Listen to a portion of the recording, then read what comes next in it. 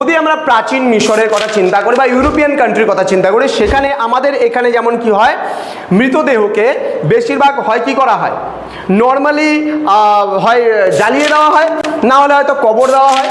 কিন্তু মমি কি, মৃতদেহের সৎকার করা হতো এমনভাবে যাতে মৃতদেহটা পচতো না, গলতো না, একেবারে সেম থেকে যেত। মরুভূমি এরিয়া, যেহেতু মিশর এরিয়াটা মরুভূমি এরিয়া, এবার এখানে যে কোনো সময় মৃতদেহর পচন যদি করতে হতো তাহলে সেটা করতে অনেক সময় লাগতো।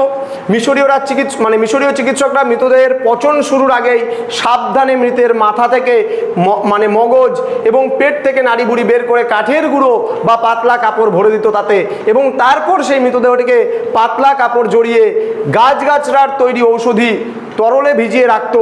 পরে সমস্ত শরীরে ঔষধি মাখিয়ে পাতলা লিনেন কাপড় জড়িয়ে পুনরায় এক প্রকার তরল ঔষধে দেহটিকে ভিজিয়ে রাখতো।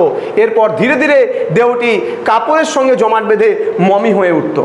নানা ধরনের মন্ত্রচারণ, তারপর দেবদেবীর তোমার হচ্ছে স্তবগান এবং নানা ধরনের ধর্মীয় আচরণের মাধ্যমে অবশেষে মমিকে সমাধিস্থ করা হতো। মিশরের স্কাল প্রাচীন মমিগুলোই আজও তাদের উন্নত চিকিৎসা বিষয়ক জ্ঞানের কিন্তু পরিচায়ক। তাদের যে জ্ঞান কতটা ছিল মমি সংক্রান্ত, এটা থেকে কিন্তু বোঝা যায় যে একটা মৃতদেহকে কতক্ষণ তারা সংরক্ষণ করে রাখতে পারতো।